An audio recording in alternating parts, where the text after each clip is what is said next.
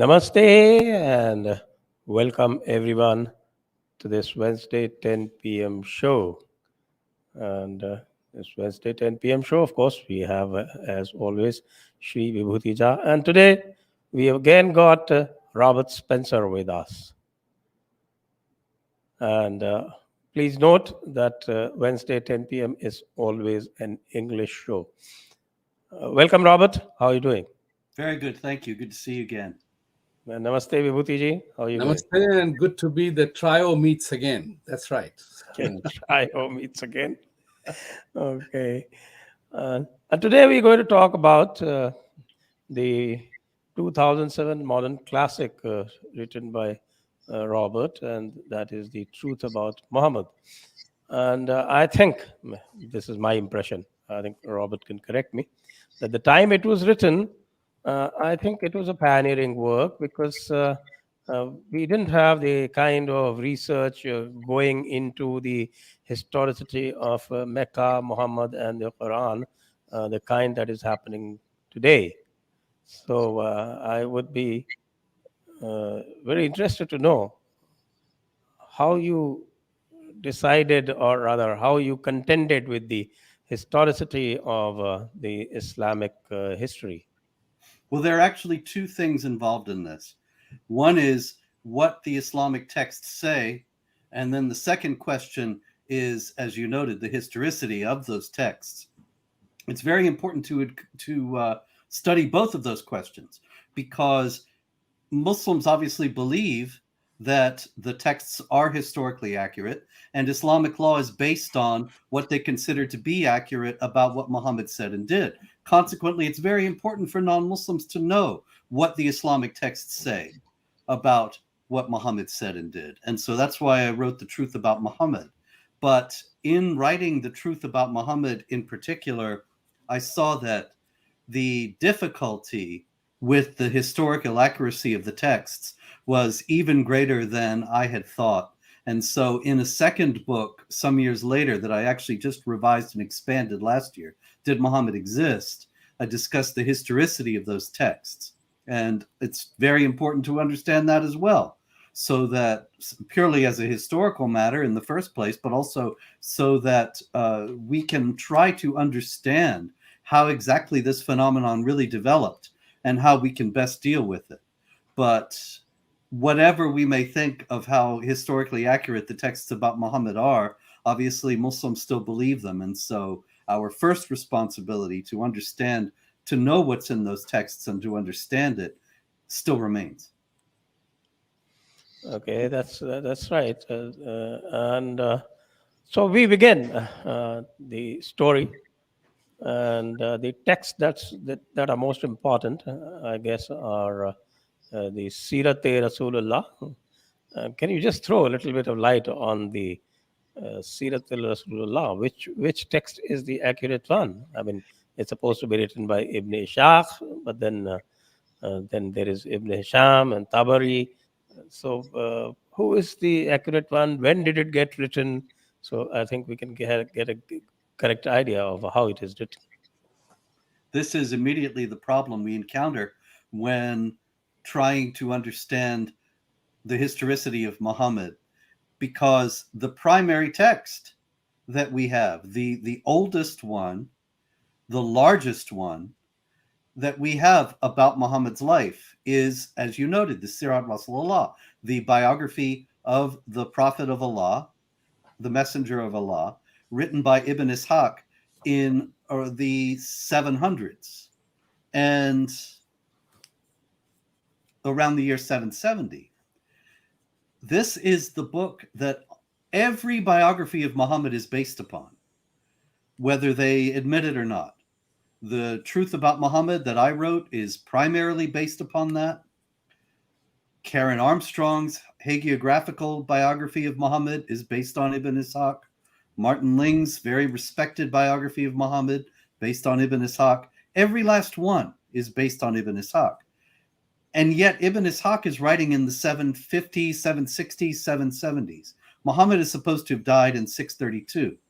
Compounding the problem is that we don't actually have what Ibn Ishaq wrote in the 760s or 770s. We only have what Ibn Hisham copied from Ibn Ishaq and added to it. We don't know what he added, what he augmented, what he embroidered in the 830s. So that takes us to 200 years after Muhammad. And then Tabari writes another very important biographical source about Muhammad even later. Qurtubi, all of the very important biographies of Muhammad, Ibn Sa'd, they come after Ibn Ishaq and Ibn Hisham. And so you're talking about a very large gap. It's as if in the United States right now, we're seeing the first biographies appear about George Washington. Well, it's 200 years after he lived. We don't have any idea what might have been added to the oral traditions in that span. And this is the problem. And when you try to go back to the 7th century, the century that Muhammad is supposed to have actually lived, and see what exactly was written in the 7th century itself about Muhammad, in the first place, you find there's hardly anything written about Muhammad in the 7th century. And also that what there is written about Muhammad in the 7th century, none of it, absolutely none of it, corresponds to the Prophet of Islam. In other words, every mention, and there are very few to start with, but every mention of Muhammad from the 7th century talks about him doing things that Islamic tradition doesn't have him doing. So it may not even be the same guy. And this is just the beginning of the historical problems with all this material. Right. And my advice to the viewers, please keep asking questions. Vibhuti, you want to augment? Yeah, I mean, we are all stuck with the wonderment of Robert's discoveries and findings. You know, it is very interesting that when you talk about whether this is the true Muhammad or real Muhammad or not, is that the reason? Is that the reason that when people like you and I and many others who, when they quote the text, there is so much virulent attack on everyone? Is it because the authenticity is missing? We do not know the truth. Nobody seems to know the truth. But based on the available evidence, we are questioned, we are targeted, and we are maligned. How does one address that question? If the authenticity is not determined, how does that become a rule of law that we must subscribe to, submit to, or die? It seems to me to be a manifestation of a very great insecurity. It's a brittle religious faith that can't stand up to historical inquiry or questioning. It's very strange that you have this kind of anger when people raise these questions, because if we look on a personal level, this is the way someone reacts when he's challenged and knows that he's not really on very strong ground. He's liable to lash out in anger. Well, if you're lashing out in anger because you're not on very strong ground, that raises larger implications about the entire belief system. And so it seems to me to be an admission of weakness, of the weakness of their position, that they attack people so viciously when they even raise these questions. You know, in the West has a Christian history and heritage. And yet for the last 200 some years, there has been intense historical study of the origins of Christianity. And many people have determined that they cannot continue to be Christians on the basis of that historical inquiry. Other people have determined that on the basis of that historical inquiry, their faith is stronger than ever. But the point is, nobody's getting killed for it. There's great controversy about it, but nobody is saying this historical inquiry must not be undertaken and we will kill those who do it, or we will destroy their reputations. But when it comes to Islam, this kind of historical inquiry has never been undertaken.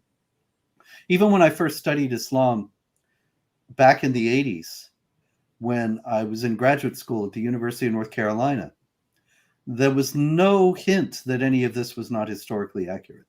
There was no idea whatsoever that there was any historical problem with the Islamic texts. Nobody in academia has taken that up. Very few people, rather, in academia have taken up this question since then. And that was a very long time ago. This is just not an issue that people are willing to discuss, even though they have no problem undertaking historical investigations of other religions. And Right. The first chapter of your book, The Truth About Muhammad, I think the number 2, serial number 2, the first chapter, says, is Islam a religion of peace and why it matters? So can you begin with that? Well, Islam is a religion of peace, actually. It really is, because peace is the goal and the summit of everything that it is working for. In the Islamic perspective, submission, is etymologically and theologically connected to salam, peace. That is, one achieves peace through submission. And the submission is not just the submission of the human being to Allah. The submission of Islam is built on a whole tower of submissions. There is the submission of the believer to Allah, but there's also the submission of the non-Muslim to the Muslim, the submission of the woman to the man. Everybody in creation is ultimately submitting, and not only to Allah, with the Muslim males at the top of the pyramid. And then, once that submission is perfectly achieved, peace reigns in the world. Once Sharia Islamic law is imposed over all of us, then there'll be peace. The only reason why Muslims are supposed to be fighting is in order to achieve Sharia hegemony in the world. Once you have Sharia reigning all over the world, then you have peace. So, Islam is a religion of peace, because once the dissenters are killed or forced to submit, then peace reigns everywhere. Right, but right. And that's why I think another question too here. one minute, Sure, Vibhuti. sure. I think that's why 2.254 says that all non-Muslims are oppressors. They have to be fought. See, a lot of people don't realize, many people in the West, and I'm sure this happens in India as well, Islamic apologists say, you see, the Quran only talks about fighting against the oppressor. Right. And they assume then that the person listening, the non-Muslim they're talking to, is going to think, oh, well, yes, we should fight against tyranny. Of course, that makes sense. So there's nothing wrong with this. But they don't realize that the oppressor is anybody who's ruling not according to Islamic law. And then the oppressor becomes everyone who has not submitted. You have to submit. Then how does this oppressor and the believer come to terms with itself? Because if the entire world becomes Islamic and submits itself to the doctrine, then who is an oppressor and who is the foreigner in the sense of Shia, Sunni, and many sects? And who will kill whom? Well, if you're in one, then there are hadith that say there'll be 72 sects, and only one of them is right. But which one? Well, the one you're in, of course. And so the one you're in, is allowed to kill the others because they're heretical, and you have a death penalty against heresy. And so they are the oppressors because they are oppressing the souls of the people who are in this false doctrine, who have accepted this false teaching. And consequently, you have to fight against them. And so it's really, the answer to your question is, it's everyone against everyone, because they all believe that they are the touchstone of what's correct, and then all the others are heretical and have to be fought. Can I then dare to say that they are also like Hindus, seekers? I think there's some significant differences. Yes, I was just referring to that point. And then everybody else who doesn't agree with me is what it is. But there is another important point in that emerges out of that. Your book is phenomenal, and I've been reading it and read it once, and I will read it again, because understanding things, the evidences are very important. But in terms of the modern context, like today, how does the entire theology, the entire negotiating tool is based on you agree with me or I'll kill you, and violence is the tool of negotiation. Where did that come from? Yes. You see, I believe that it is derived from the historical context in which Islam arises. That once you realize that there was no Muhammad and that this all does not spring from him, then you look at when it does start to arise and in what circumstances. And we see that the Arabs began to conquer before they had this Islamic theology. In the 630s, we have very clear historical evidence that they really did begin to conquer the Middle East and North Africa, Persia, of course, by the 650s, 660s, moving into Sind and going on from there. And so it wasn't until the 690s, a considerable time after that, that you start to get any kind of mention of Muhammad as the actual prophet of Islam. And it's only in the 700s that you start to get an elaboration about Islamic theology and specifics about the Quran. And so it seems that what happened is that the rulers of this great empire put Islam together in order to preserve, protect, and defend their great empire. And this was after the pattern of the great empires of the day. When the Arabs began to conquer, there were two great powers in the world: the Roman Empire, which was Christian, and the Persian Empire, which was Zoroastrian. It was the religions that held the two empires together. There were laws. There were plenty of laws. There were no parliaments. There was no constitution. It was understood that these were the empires of the people who held these particular religions. And this is why in the Christian context, there was such a care for theological precision, and the emperors would call councils of all the bishops to hammer out what the precise doctrine was, because this was a matter of what it meant to be a Roman citizen. So when you have this great Arab empire that has arisen, then the first thought would be, in order to hold it together and to preserve its unity and to help it to grow, we need to have a common religion, like the other great empires do. And then once we have the common religion, we need to make the common religion martial, aggressive, expansionist, violent, because these are the virtues that will protect the empire itself. If people are taught from the beginning that it's good and virtuous to make war against those who are outside and to conquer and to seize their property and their lands and take them over, well, then you're going to have people doing it. And the empire is going to continue to prosper and expand.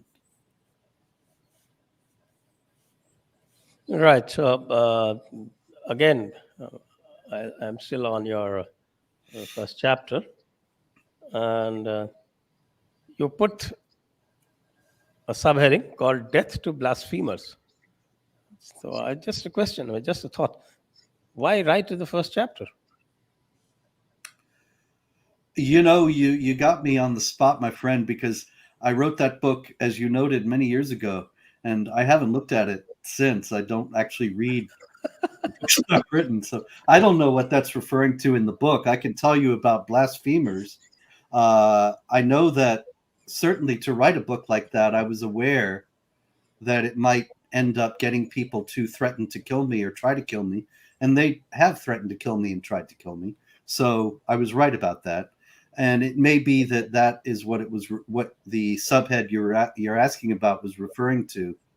Yes, I mean, it starts with the reference to Theo Van Gogh's killing. Oh, well, there you go. Theo Van Gogh was killed, I believe it was 2003, maybe, or four, in the Netherlands. September 2004. Yes, thank you. And he had made a film called Submission that criticized the Islamic treatment of women and actually depicted Quran verses written on women's bodies. And so it was sort of doubly blasphemous and obscene at the same time from an Islamic perspective. And he was killed in cold blood on the street, and the killer stabbed a knife into his body and left it there that had a note attached to it that had a list of other people he wanted to kill.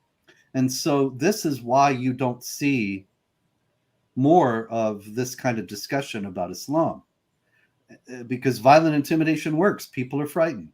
And so they know that if they speak about these issues, they could be putting themselves at great risk. I know that, I can tell you, when I wrote The Truth About Muhammad, I thought this is a great story, just from a purely literary point of view. It's a remarkable story of this man who comes out and says he's a prophet and gets various followers, and he's brutal and he's violent and he's self-aggrandizing and he's all these things, and he still gains more followers. And the whole story, I thought, was fascinating and would lend itself to be a first-rate motion picture. And so as it happened, I was speaking at an event where there was a famous film director. I won't embarrass him by naming him here, but very popular film director in the United States who has made a lot of hit movies. And I said, hey, I wrote this book about Muhammad. It would make a great movie. And he just sort of laughed nervously and changed the subject because, of course, he knew, and I knew, nobody would want to make a film like this because everybody involved would be under threat of death. And this is the way that many Islamic groups have prevented a great deal of critical scrutiny of their religion all this time. Yeah, I mean, the whole thing about the violence part is very, very important because, as a friend of mine today morning told me, that somewhere along the line, the violence as a tool is getting normalized as a cold-blooded murder is becoming a normalized part of our life. Oh, that's the way they are. Mm-hmm. And this is a particular word that the meaning of which everybody understands. That is nothing else to but install dahshat in the mind of individuals. So you threaten Nupur Sharma, you threaten X, you threaten Salman Rushdie, and after 30 years you implement it. Mm-hmm. So you become a permanent target. No escape, no mm-hmm. respite. So the question arises here is that how does the civilized world contend to that? And if I may offer a suggestion here, is that should this particular entire psychology be made an essential reading as a part of abnormal psychology? Well, that's a good idea. I think that it needs to be called attention to, and people need to be made aware, because the problem is that these jihadis work on the basis of intimidation, and most people don't even realize that they're being intimidated and that they're being bullied into submission. They don't understand what exactly is happening. And so it's very important that in the first place, you don't allow yourself to be intimidated. And so to have education in that regard, I think that's a great idea. And to alert people to this as a tactic. And in the second place, we simply have, as the civilized world, so-called, we simply have to have the courage to stand up and say, well, you may kill me, but I'm not going to stop telling the truth. And if enough people stand up, they can't kill everyone. And so it's the problem at core is that the non-Muslim world is cowardly and afraid and too easily intimidated. And that's what we have to try to counter, or we've lost everything. Aren't we losing everything? Yeah. Okay, let's go on to the main theme of the book. And of course, the book is very voluminous. We can't discuss it chapter by chapter.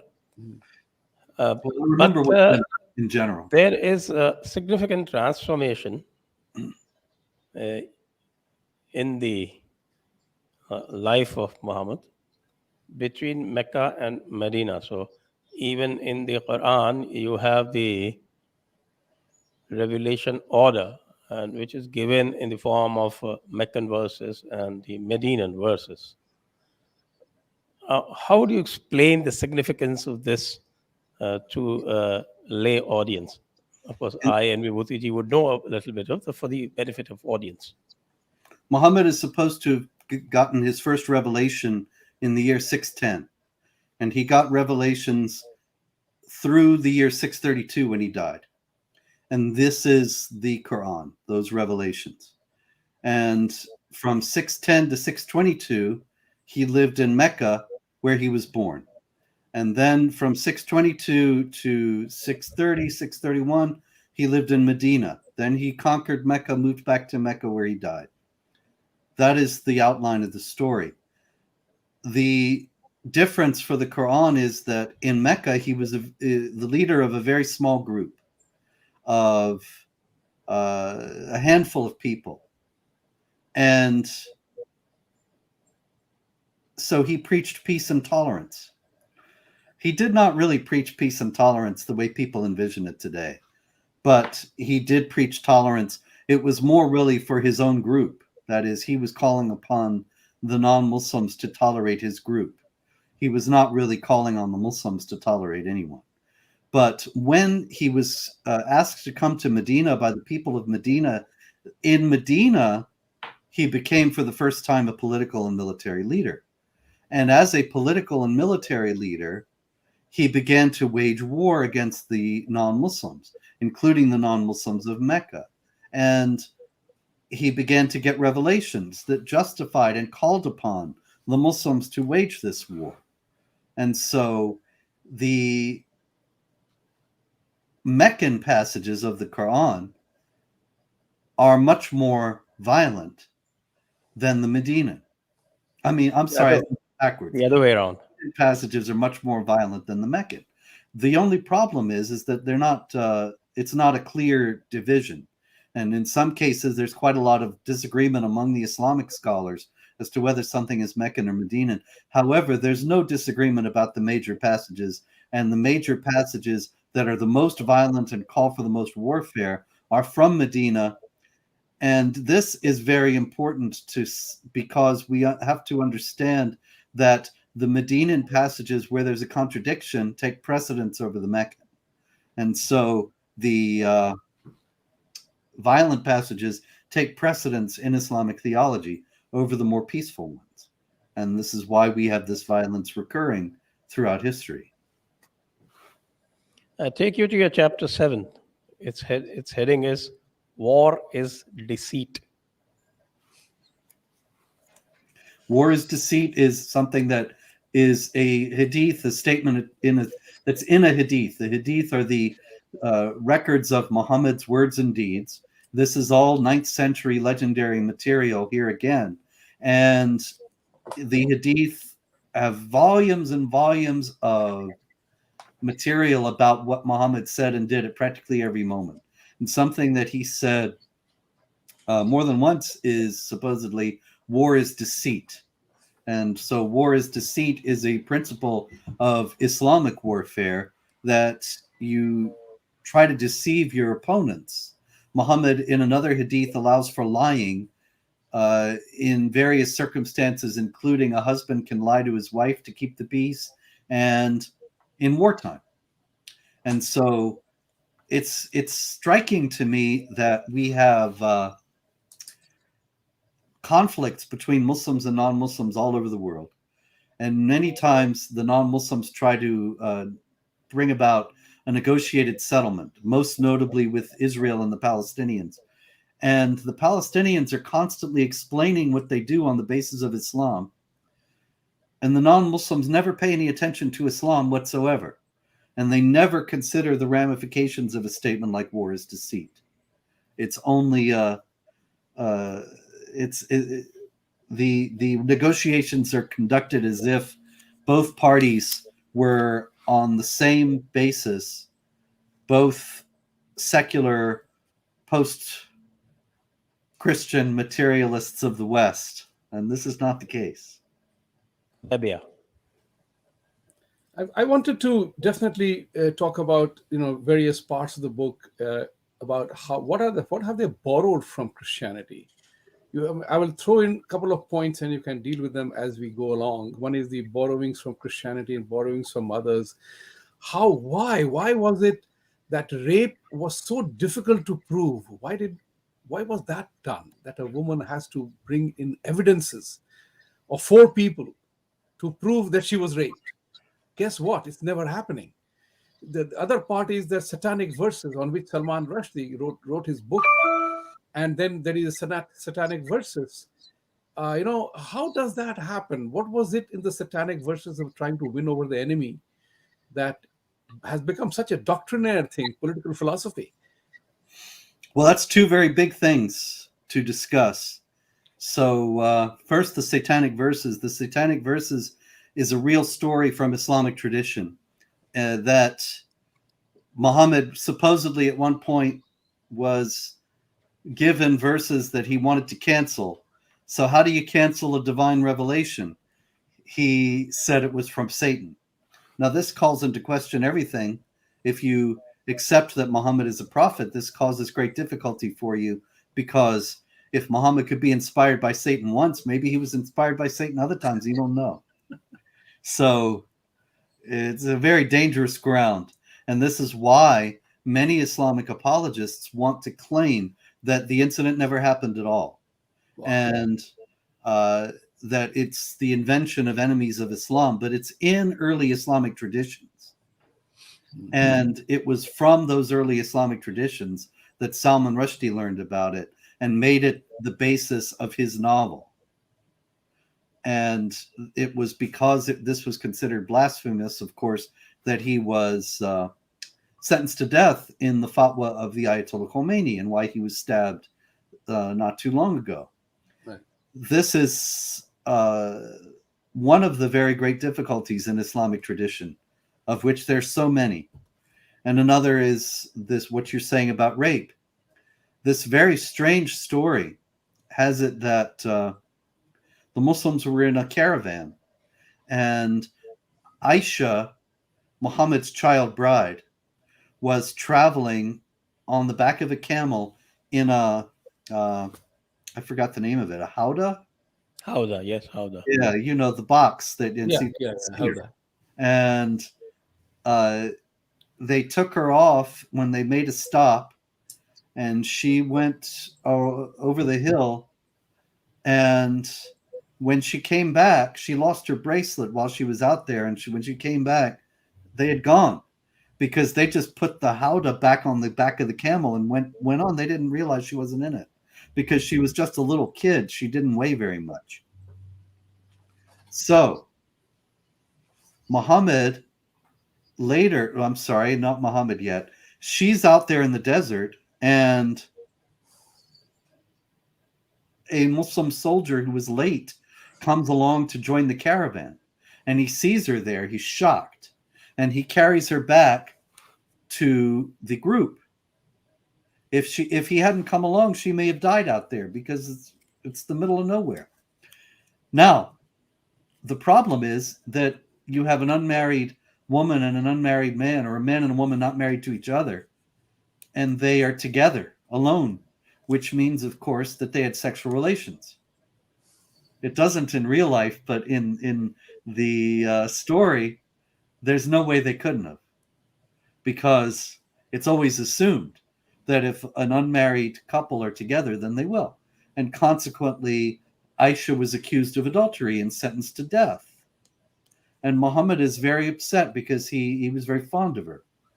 And so in the story, he gets a divine revelation that there have to be 4 witnesses to establish adultery or any sexual crime, zina, any sexual indiscretion. Consequently, Aisha was freed because there were no 4 witnesses. And this is in the Quran in chapter 24 verse 4 and 24 verse 13, that you have to have 4 witnesses. But because this provision was set in Islamic law, now when there's a case of rape, a woman can say she was raped and her testimony doesn't count in zina cases. So you have to have the 4 witnesses. You don't have the 4 witnesses, you can't prove the rape. And in fact, then a woman is incriminating herself by saying she was raped, because she's saying she engaged in unlawful sexual intercourse.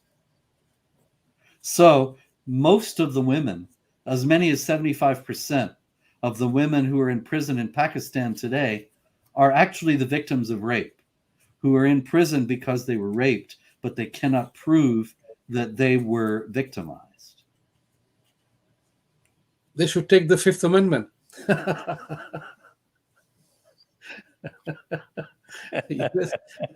US Constitution has provided. Now I understand where that Fifth Amendment comes from. Yeah. Okay, let's go to the Maal-E-Ganeemat. I think that is one of the greatest attractions for waging war in the Islamic tradition. Where does that come about? I'm sorry, the what? The Maal-E-Ganeemat, the war booty. The what? I'm sorry. I'm having trouble hearing. War booty. Oh, yes. The spoils of war. Ghanima, as we call it, I think. Ghanima in Arabic. Yes. Pardon me. Yes, I got it now. Chapter 8 of the Quran. Al-Anfal, the spoils of war.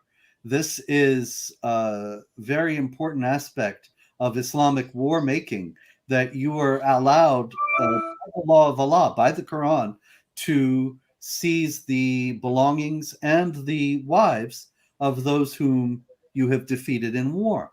And the only provision is in chapter 8, verse 41, that you have to give a fifth to the prophet. Now, of course, the prophet is no longer with us, if he ever was. So the Islamic leaders are supposed to get a fifth of what is taken in war. And there are stories about Muhammad receiving a fifth, sometimes even the women who were seized in wartime. Now, this is a very important inducement. This is one of the reasons why Islamic jihadis have been such a formidable fighting force from the beginning of Islam, why they were able to conquer such large expanses of territory and to hold them for so many years, and why Islamic jihadis today fight so tenaciously against vastly superior forces like the jihadis in Afghanistan against the Americans and so on. What is it that makes them do this? It's that it's a kind of a win-win situation, that if they lose in battle, if they get killed, then they go to paradise where they cavort with the virgins. If they win in the battle, then they cavort with the women that they seize here, as well as enjoy the whatever property of the people that they have captured or killed. And so either way, they have massive benefits to the fighting. And so a fighting force was fashioned that has never been equaled. And that's why I think you devoted 2 chapters to casting terror and being victorious through terror. These are both statements of Muhammad. Muhammad said, according to Islamic tradition, here again, this is all Islamic tradition, I have been made victorious through terror.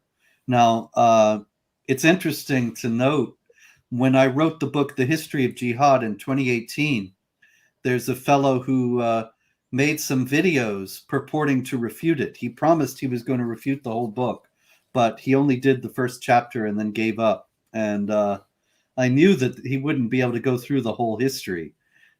He was only taking issue with the material about the Quran and Muhammad.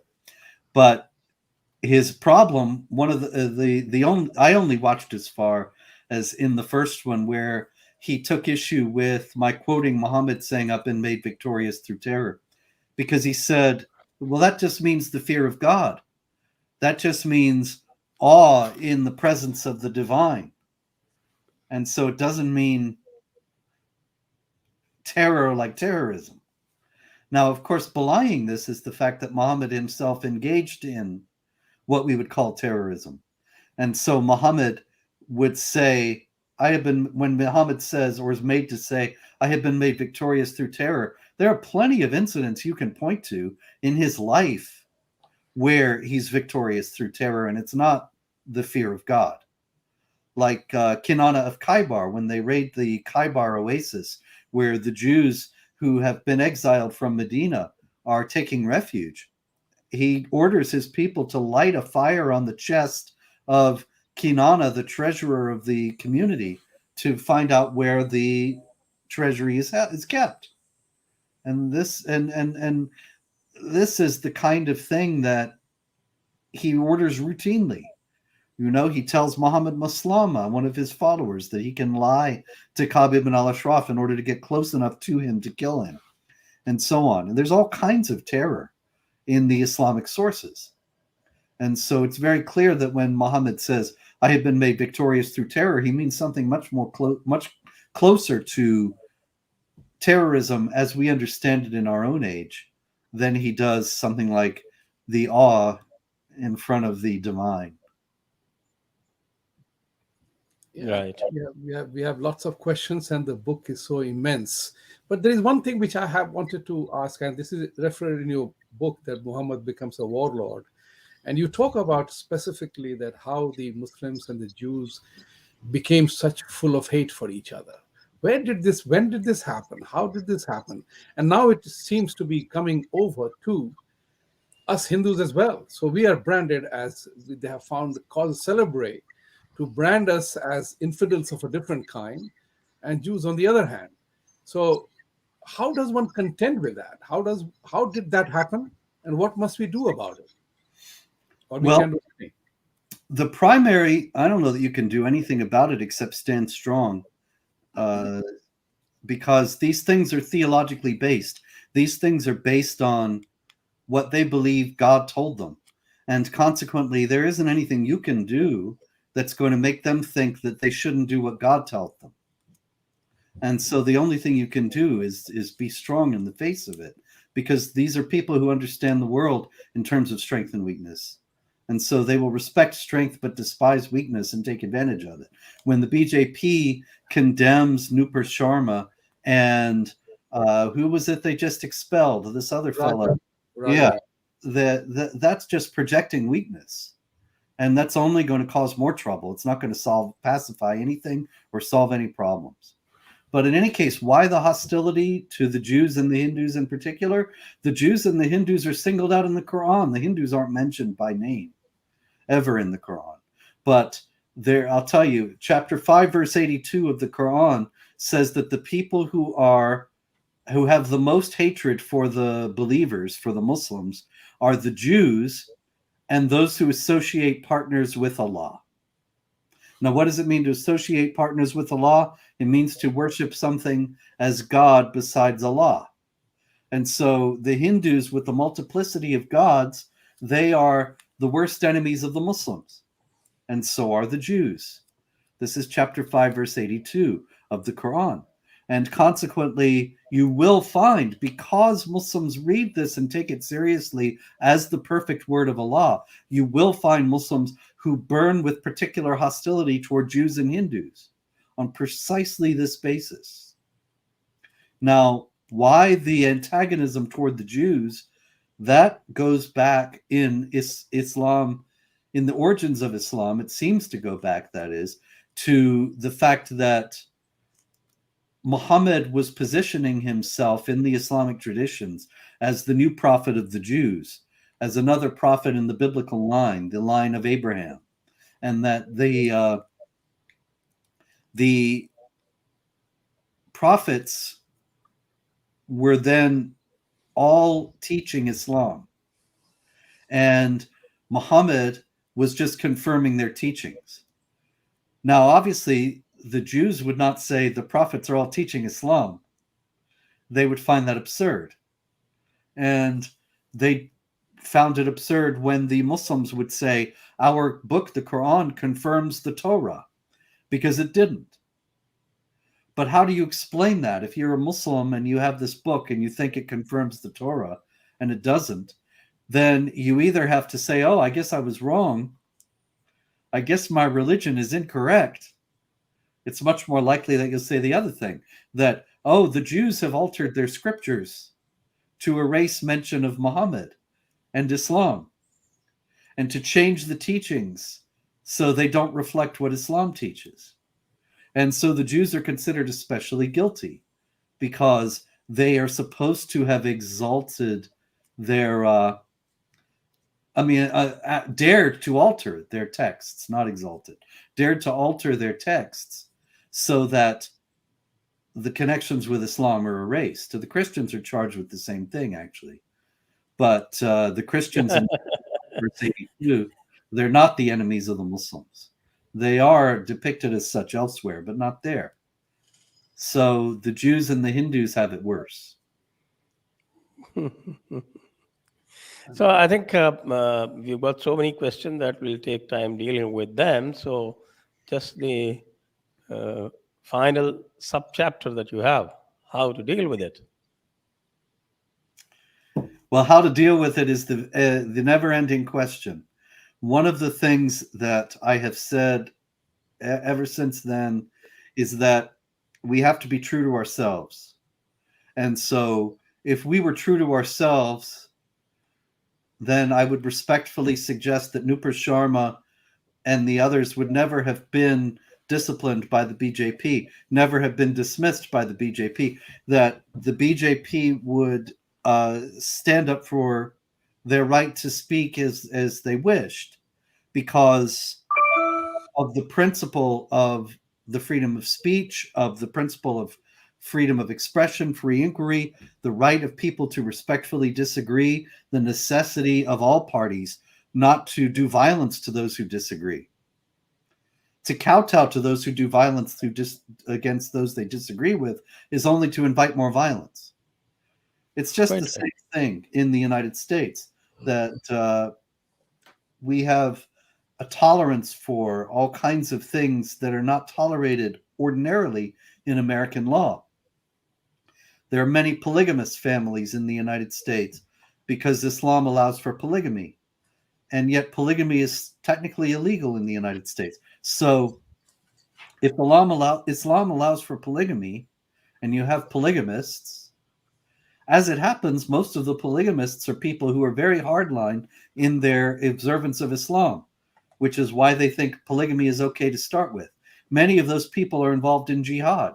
So if you were to prosecute the polygamy, you would find a lot of jihadis. But they don't do this. They just let it go by and turn a blind eye. And they are afraid that if they do otherwise, they'll offend the Muslim community. And so then the Muslim community is not blind, and they see this and they realize, oh, they're afraid of us and afraid that we'll get angry. And so we can get what we want by being angry. And then we'll get more concessions. That's my favorite theme. They are playing the game better. The game of democracy, they are playing it much better. And it's time we came up with a better game plan. And this brings me to my last inquiry with you, Robert and Sanjay ji. Please permit me that indulgence. There is always a flashpoint. There is always a flashpoint when something becomes intolerable. This far and no further. Do you think that the West and the democracies will crumble and collapse between the demand of requirements of blasphemy and phobia versus freedom of speech and freedom of expression? Yeah, I think freedom of speech is on its way out. I'm sorry to say it, but nobody understands it. Nobody respects it. The administration that's in power now is against it. The party of the administration that's in power now is against it. The administration tried to establish a disinformation governance board that would police speech It was stopped by overwhelming negative public opinion. But Barack Obama, the very well-respected former president, and Hillary Clinton, the last candidate from the same party, they have both spoken about the need to have controls over speech, controls over the internet, so that people can't just be saying things that essentially that they don't want said. When you have this, and this party has all the power, and it doesn't look as if they're going to lose it. So I don't see how the freedom of speech is going to survive. And eventually, I suspect that it will be a criminal matter to speak in a way that offends Muslims. This is coming from the left, though, not from the Islamic groups. This is coming from the authoritarians who control the discourse and who believe that the Muslims are their allies because they are the victims of Islamophobia, and that consequently they have to protect their interests. And so they will seal up any discussion like the one we're having right now. Right. So I think let's go to the questions now. Before that, once again, request to all the viewers to please like this video, share it around as much as you can. Also subscribe the channel and certainly favor us with some financial help. You have the links right here. Okay, let's go to the questions.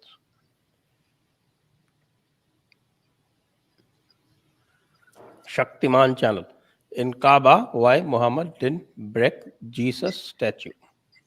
Yeah, that's the story, that there were 360 idols in the Kaaba, and when Muhammad entered the Kaaba, he broke all of them except for an icon of Jesus and his mother. Why he didn't? Probably because in Islamic tradition, Jesus and his mother are the only people who were sinless who ever lived. And that's Islamic tradition, not Christian. Well, it is Christian tradition, but it's Islamic tradition appropriated.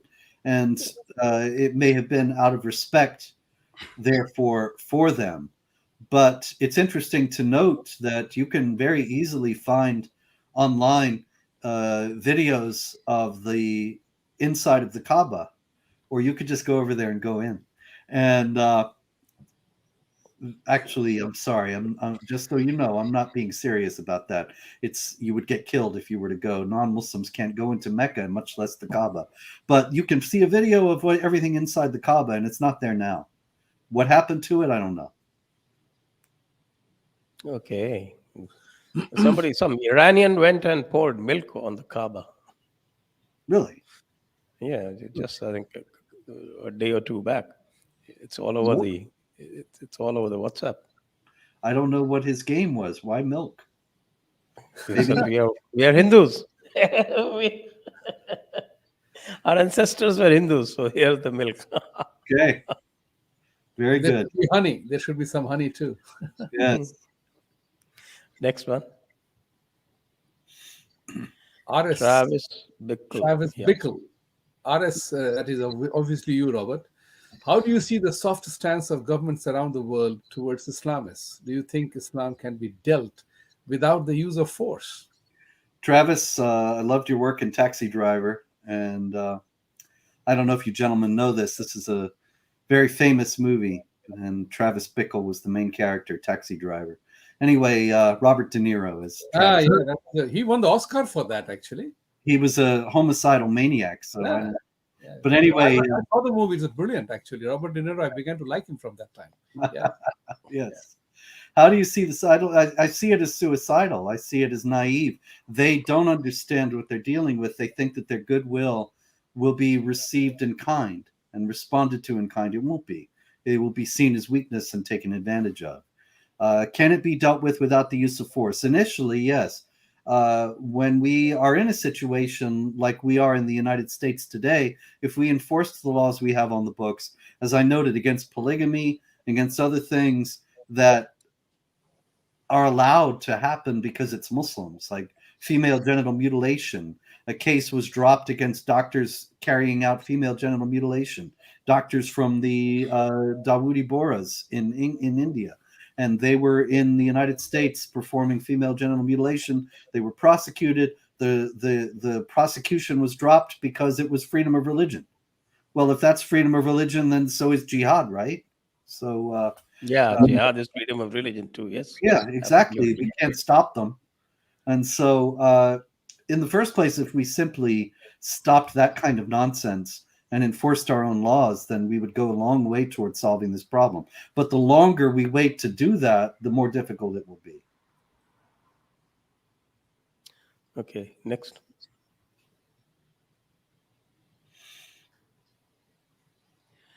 Abhinag, namaste. If there was no Muhammad at all, then what about the existence of Hazrat Ali, Fatima, Hassan, and Hussein? So please state your views on Karbala. Well, Karbala, the Battle of Karbala in 680 really happened. There are historical records of it, and so there does seem to have been a difference in the community that became the Muslim community between two parties, and one of them was the party of Hazrat Ali and Fatima and Hassan and Hussein, and the other party, of course, is the party of Aisha and Muawiyah and so on.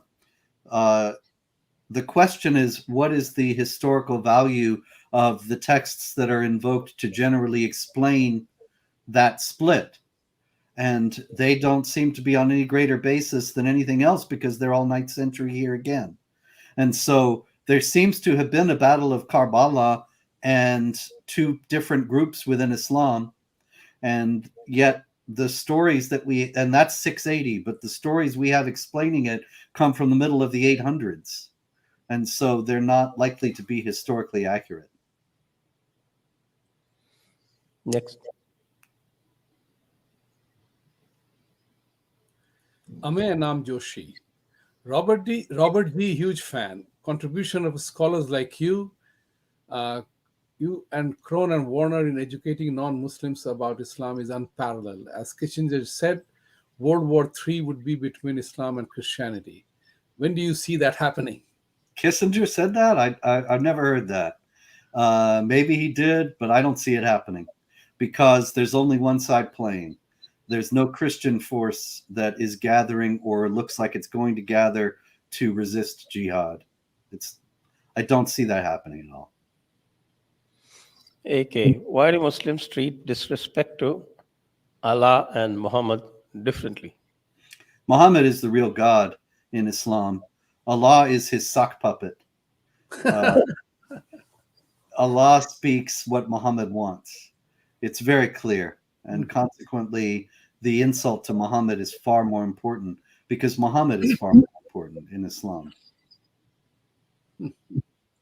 Yes, there's a saying in Persian. I'll translate it for you. I'll first for the viewers. It says, "Ba Khuda divana bashad." That means divana means somebody Yeah. crazy. Madcap. Crazy. Crazy.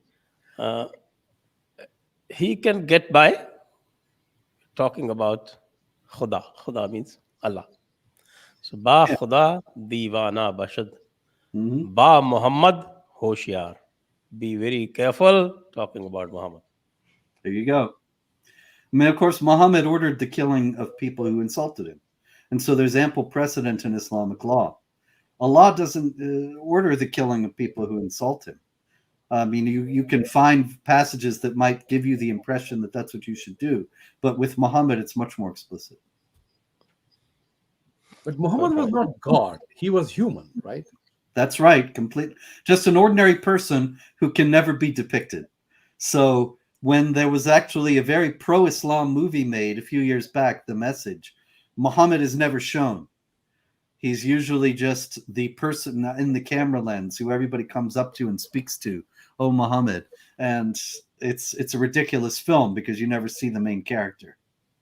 But so in other words, he's completely human, and yet he's treated like a god in a de facto manner.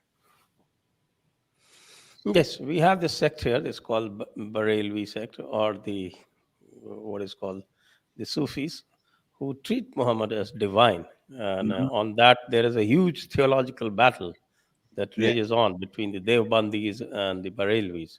So they give him three attributes which no other sect gives him. That is, one is the divinity, and the other is knowledge of all past and all future, and as well as omnipresence.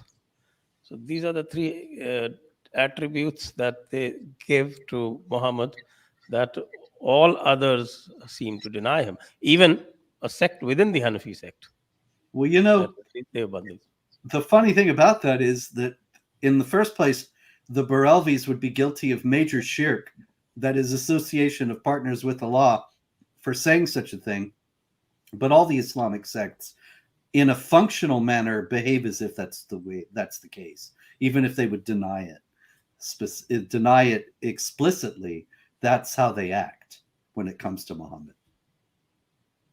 Right. Satya Bhashyam, thank you, Satya. Travis Bickle again. Don't you think the ignorance of non-Muslims about Islam is bigger issue than Islam itself? Yes. None of this would be happening if the non-Muslims had been aware of what Islam teaches and then prepared themselves accordingly. When I first started writing books, I thought I will show people about the teachings of Islam, and then there will be major policy changes, not because I'm so influential, but because other people would be saying the same things, and people would realize this was a threat that had to be dealt with. And instead, we were all just vilified as racists and Islamophobes, completely ignored. And so it's really, the problem is the unwillingness of non-Muslims to acknowledge this as a real threat. In spite of 9/11. Yeah. In spite of that. Okay, Abhinag. Why Turks converted to Islam? How it impacted Islam? Why Islam succeeded in the Iberian Peninsula but not in Italy? Well, all these questions have to do with military conquest. And so you take, for example, in Italy, Sicily was under Islamic occupation for some time, and yet they failed when trying to take more of Italy and weren't able to hold on to Sicily. So Sicily didn't become Islamic. Italy didn't become Islamic. In Spain, they held that for 700 years. And so there's a much greater presence of Islam in Spanish history and culture. Why did the Turks convert to Islam? I don't remember, tell you the truth right now. But it's the same thing, I can guarantee you. They probably lost to some group that was Islamic. And in any case, came west. By the time they came west and began to threaten the Byzantines, they were already Muslim and were working to do the same thing to the Byzantines, conquer and Islamize them. Well, I have an answer to this, the Turks converting. Oh, if I could just add one thing very quickly. Excuse me. Just that historically, there's no record of some people converting, individuals here and there, but no record of any group of people converting because Islam is wonderful and it convinced them it was true. It's always been because they make life so miserable for the non-Muslims with the dhimmi rules that they convert just to have a better life. And that's true all across the board, all through history. Anyway, yes, sir. Yeah, when, of course, there was some conversion in Central Asia, because we see even Bukhari and Imam Bukhari and all that. So there was a certain presence of Islam in Central Asia. A lot of these hadiths come from Central Asia. They were written over there. But the major defeat that Islam suffered, the sack of Baghdad in 1258, and after that there was a Mongol rule over there. Mhm. But then Mongols, they committed a fatal error. The rulers, they practiced tolerance and they allowed their subjects to practice Islam. Yes. And by the fourth generation, the rulers were converted. Okay. So, I thought it had to do with the Mongols. Ramakrishna Das, Will denying last rites to Gustaki killers work? But how will you deny that? That's the question. You don't even give a funeral to a martyr. You don't wash the body, because the virgins of paradise consider the blood of the martyr to be an aphrodisiac, and so they want to see the martyrs all bloody. So to deny a funeral is just exactly what they want, because they're not really dead. They're alive in paradise, cavorting with the virgins, and consequently, it's no deterrent whatsoever. Next. SP, thank you, SP. Nikhil, a man on drugs only can have an insane lifestyle followed by barbaric and gruesome killings being carried by him. ISIS people were found taking drugs to follow true Islam, especially during executions. Fair enough. There's a very famous video of this fellow who's about to go blow himself up, and he starts weeping. And it's very clear, he doesn't want to die. Nobody wants to die. People love life. But his theology tells him it's good if he dies. And so a lot of times they steel themselves and they get the courage to do what they think they ought to do by taking drugs or drinking alcohol. Now, alcohol, of course, is forbidden, but if they're going jihad, then the great weight of their good deed of the jihad will outweigh any bad deed they have done by taking the alcohol, so it cancels it out. Cancel word was always there, huh? Sri Harsha, sir, I believe Islam is allowed to exist and grow by USA to counter its opponents, and now US is no longer able to control it. Why doesn't US, the superpower, not acknowledge the Islamic danger? Well, that goes back to Barack Obama. In 2011, the Obama administration fired me, as a matter of fact, and other people who were training FBI and military about the mindset of the terrorists, and they removed all mention of Islam and jihad from counterterror training. And ever since then, it's been forbidden. You can't discuss Islam in connection with terrorism. The reason for this, I don't think it's to counter its opponents. It's more to create a docile population. Now, you might think, what on earth does a docile population have to do with Islam? Well, look at the Islamic countries. In Islamic countries, Muhammad says, obey the ruler no matter what. And Islam lends itself to authoritarianism. And there's never been democracy in the Islamic world. Turkey is the only democracy, and it was based on a rejection of Islam, political Islam. So if you were an authoritarian who wants to impose an authoritarian regime, then Islam is the best religion to try to encourage, because you can't stamp it out, but you can certainly use it for your purposes and help create a population that will go along with you no matter what. That's what I think is going on. We'll see.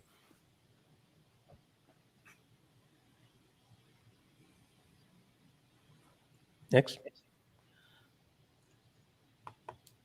R. Agrawal, why BJP doing alliance in South India with evangelist K. Paul, who is also a member of Trump's faith committee? Why USA want to convert India to Christian?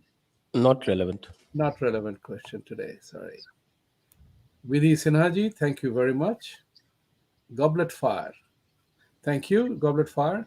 Since the empire could effectively create an individual that preached violence, can't we manufacture a being that overrides current teachings and demands complete nonviolence, double radicalization? Sure, we could. We could write the new Quran today, but the problem is getting Muslims to accept it. Many years ago, I was on a show with Anish Sharosh, who was a Lebanese Christian who had written a book. Actually, I'm not sure he wrote it or he was just distributing it, but in any case, it was called The True Furqan. Furqan is criterion. It's one of the titles the Quran gives of it to itself.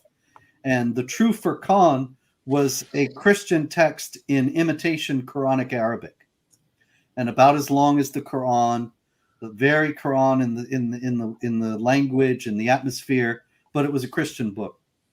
And there were four of us. There were two Muslim spokesmen and Anish Sharosh and me. And we were all at this round table. And at one point he took out his book and he said, "You see, I have here the True Furqan, and I make you a gift of it." And he slid it across the table, and they recoiled as if he was sliding a snake across the table. They wanted to make sure it wouldn't touch them. And this is the problem. We can fabricate all kinds of things that are responses to their claims, but getting them to accept it is another matter. But this is why, of course, you can find on the YouTube many people trying to refute Islam and to show that it's not a true religion, and that this is all in service of trying to get people to come to their senses in regard to the brutalization of non-Muslims. Next. Shri Harsha, sir, was Khadija the real mastermind behind the creation of Islam? Was she the Ahmed Patel of Rahul Gandhi oblique Congress? Well, maybe if Khadija existed. I don't think Khadija existed any more than Muhammad did. But in the stories, yes, she's the one responsible for making him think he's a prophet. Because in the Islamic traditions, Muhammad comes home after receiving his first revelation, and he's very frightened. And he says, "Woe is me, either poet or possessed," meaning that he's either possessed by a devil or he's crazy, a poet. And so it's Khadija who took him to Waraka bin Nawfal, her uncle, who was a Nestorian priest. And it was Waraka who told him, "That's Gabriel and you're a prophet." And so that makes Khadija responsible for all this. But that's all Islamic tradition. Right. Next, Bharat Darshan. Always a pleasure to you, Robert, of course, to meet you. My take on Islam is it inflates the ego, false superiority, and pleasure parts of human psyche. And that seems never ending. It feels good and hence is the bait, but will lead to your downfall. Your take. Yeah, I think that's a good observation. Chapter 3, verse 110 of the Quran says, "You are the best of people." So it's very nice to think you're the best people on earth. Meanwhile, the non-Muslims in chapter 98, verse 6 are the most violent created beings. So if you're the best of people, it can be very appealing. And I think, of course, if you're a man, it's all the more appealing, because in Islam, you can essentially do whatever you wish, and there's no restraint on your behavior. And so it's very appealing on that basis. But the problem with Islam is that it destroys people in the sense that it makes them do evil and think that it's good. Next. SP Ram says to Robert, which Quran verse is the most problematic for Muslims and would make Muslims leave Islam? Maybe chapter 10, 94 and 95, which says, "If you are in doubt concerning that which we have revealed to you, then ask those who received the revelation before you." And so if you're supposed to go and ask the Jews and Christians who received the revelation before, if Islam is true, if they're knowledgeable and honest, they'll tell you it isn't. So that's one. Another that I'm particularly fond of or not fond of is 32:13, which says, "I could have guided all men to the truth, but instead I will fill hell with jinns and men." And I think, what kind of a model is that? That he could have guided everyone to the truth, but instead he just wants to send people to hell and torture them? That's no God, that's a demon. Okay, next. Jahangir Gotla. I think the non-Muslim world is trying to be lawful, but pushback will come from us kafirs. As now in India, should politicians who realize this align with each other even across party lines? Well, I'm all for being lawful. I'm not advocating not being lawful in any respect. Yeah. But yes, I do believe that politicians who recognize this threat should unite across party lines. Absolutely. I was hoping after 9/11 that there would be an alliance between countries that were facing the same jihad threat. But of course, America never recognized that there was a jihad threat. And so no alliance of that kind was ever forthcoming. Thank you. Next.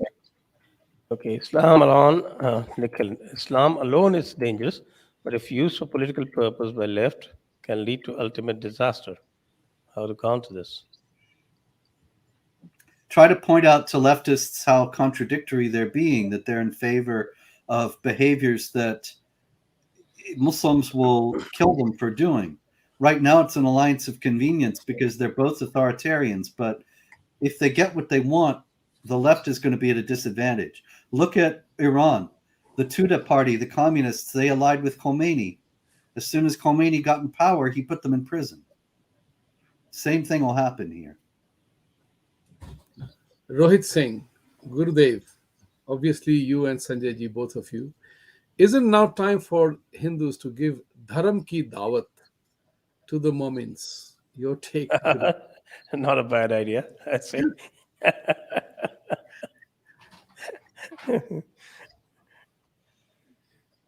Next question. Read somewhere, Mohit Kumar, read somewhere that the Hoods are 27.5 meters tall and 3.2 meters wide. How would jihadis take this relationship forward? It's a seriously funny question. Well, they also, they're so pale you can see their bones. I'm not sure how appealing that is either, but in any case, Allah knows best. He will make all this work, apparently.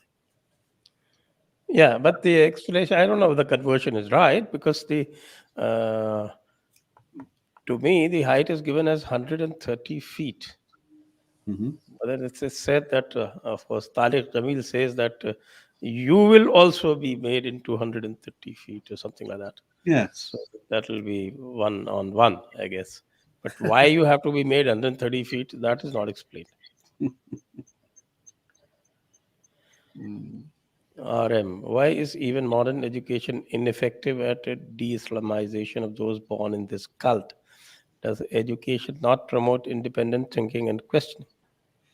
I don't know of any country where modern education is working at de-Islamization. I don't think that's happening anywhere in the world. It may be that if modern education really did devote itself to trying to get people to think critically about their religious observances, probably that would be the cause of a lot of riots and difficulties. And the authorities understand that. There's no de-Islamization going on in schools anywhere. No. Well, does education not promote San Francisco school system declared holidays for Eid now. Yeah. Where very interesting. They have declared Eid as a holiday, whereas they are not the largest population. Hindus don't get their Diwali there, or a couple of other religious denominations don't get their holiday. They have succeeded in getting there. Right? Yes, because they agitated and played the victim card. That's right. And it worked very well. But does education not promote independent thinking and questioning? No. Public education is not about independent thinking. Public education is about indoctrinating you into the ideology of the state, which right now in the West is a secular leftism that generally has contempt for religions, but great respect for Islam. Next. Is MBS the only hope for reform of Islam? No, MBS is not going to reform Islam. MBS it would get killed if he reforms Islam. MBS is trying to walk a tightrope. This is Mohammed bin Salman, by the way, the crown prince of Saudi Arabia. He's not trying to reform Islam. He's trying to make Saudi Arabia attractive for investment after with the demise of the oil economy on the horizon. And if the oil disappears, then Saudi is impoverished unless he can make it a good place for other people to want to come. But for that, he has to relax various Islamic rules. If he relaxes them too far, then the Islamic clerics in Saudi Arabia will say he's a heretic and should be killed. So he has to play the balancing act. But there's no reform happening. Yeah. I remember, I think it was the then foreign minister of UAE who said he knows how to, only the Arabs know how to control these clerics. Okay, next question. Nishant Gautam, democracies can't deal with Islam. Islam, when it is in minority, it distorts democracy. And when Islam is in majority, it subverts democracy. It finishes, actually, not just subverts. Mm-hmm. Robert Cool. Thank you, Robert. Hello. It is just amusing that despite being the aggressor, Islam gets to identify as victimized religion. Recently, my alma mater started allowing Muslims as special groups with Black Latinos. Yeah, that's a very important observation. Your Yeah, thoughts? they've done this very skillfully, identified as a victim group, and victimhood is currency in the crazy society today. And so they've been able to get all kinds of concessions on that basis. But there's really no foundation for it. The FBI hate crime statistics every year show it's very rare for Muslims to be victimized. No Muslim should be victimized. But the idea that they're subject to widespread persecution and harassment is completely false and not based on anything. But it's very skillful political maneuvering. Yes, happens in India all the time. Yep. They even got a country out of that. Rajesh Kumar. So when Islam is dangerous to all non-Muslim, why do all non-Muslim countries or Western educated and developed countries discuss this problem? I think we've dealt with this question, so we can Yeah. probably move forward. Harshad Malve, who blinks first? Certainly you and not me. Ideal strategy. The question not very clear, Harshad. So let's move to the next one.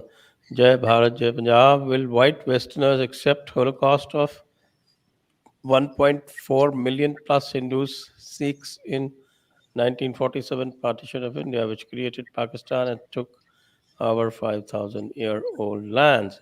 Well, even before we can put it, they have already said that Hindus and Sikhs killed so many of us. Well, Ram. next. Sir, will 2047 Islamization of India materialize as per the plans mentioned in PFI guidebook? Your thoughts? I don't think so. It's not too far from now. But on the other hand, we shouldn't be sanguine about it. It could happen because you don't have to have a majority to be able to have hegemony. The Bolsheviks in Russia were never a majority, and yet they were able to gain power and rule 70 years. And so it could happen. Next.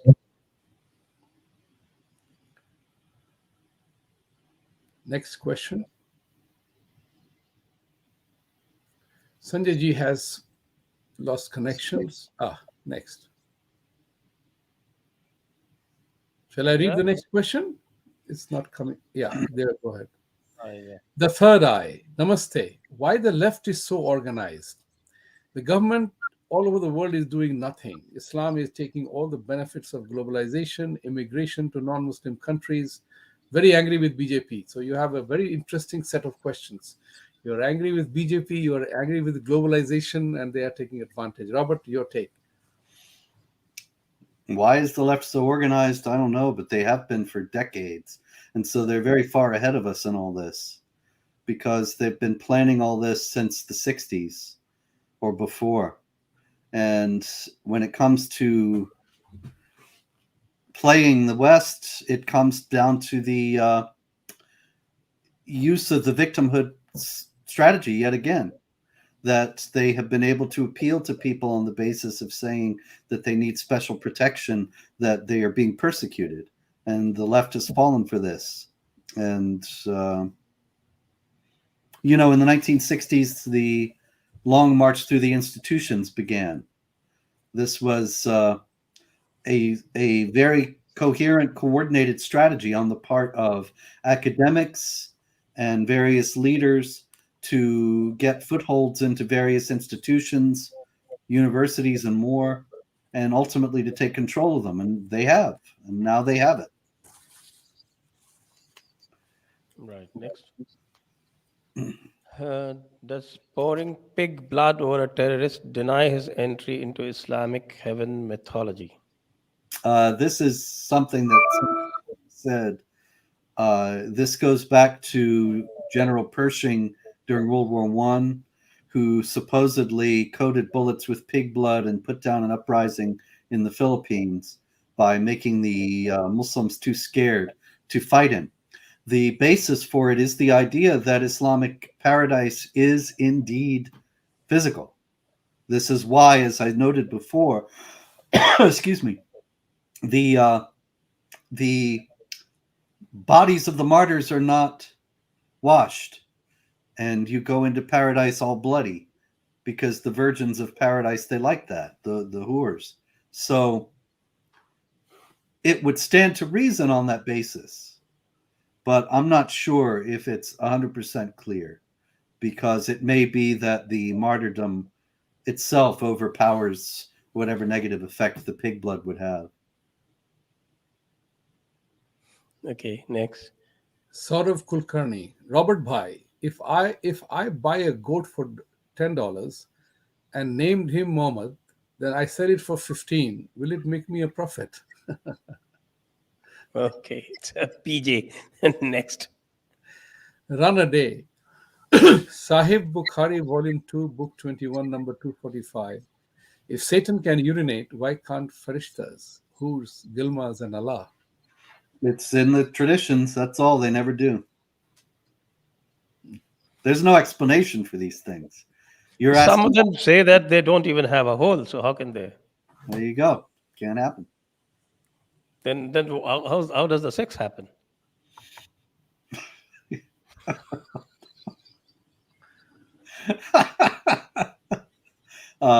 must be different. Yeah, it must be different. Okay, run a day. Why did Muhammad not have children from all his wives? If Muhammad had a son, it'd be a prophet, and then Muhammad wouldn't be the last prophet. So Muhammad couldn't have had a son. Daughters he had. Saurav Kulkarni, Robert Bhai, is Indian Hindu population more aware of jihad Muslims than any other country's population? Do equate Hindu nationalists, Hindu cow vigilantes to Islamic jihad? Well, I don't know if that's really true, but if it's true because India faces jihad on a more regular basis. I think it's probably also true that in Nigeria there's a very great awareness of jihad because the Nigerians face jihad every day. Sanjay Anand. Mr. Spencer, I believe that the two biggest threats to civilized society today are Islamism and the left liberalism. How do we overcome them? Is it even possible with all politicians in appeasement mode? No, we have to get rid of all the politicians in appeasement mode. And first thing, elect politicians with some spine. Then we might have a chance. Next. Joyjit Chandri, Pranam Mahadev Mahanubhav, Robert G. Mahanubhav means great man. Robert, that's what your address is. I don't understand why no one asked one simple question. What were the shortcomings of Mecca and Medina that the Muslim has to go out of Mecca and Medina? It's pretty simple. You talk about peace or things, but you do not. But why do you come here? Well, if the Quran says to wage war against the unbelievers, you have to go find some unbelievers and fight them until religion is all for Allah, as per the Quran 839. So if there are no unbelievers in Mecca and Medina, then you have to go somewhere else. Oriental asks, Mr. Spencer, do you have any support from US law enforcement? Or you have to manage your own security? Do any US Muslim organizations openly threaten to harm you? No, not openly. U.S. Law enforcement, however, they did. In 2015, We had a Mohammad art exhibit and cartoon contest in Texas, and the FBI knew that there were jihadis coming from Arizona, 8-hour drive to kill us, and they did not notify us, and they encouraged the jihadis, and they had nobody there to stop them. They only had their undercover agent who was encouraging them. So it seems as if I would suspect I'm in more danger from U.S. law enforcement than from jihadis right now. Wow. Okay.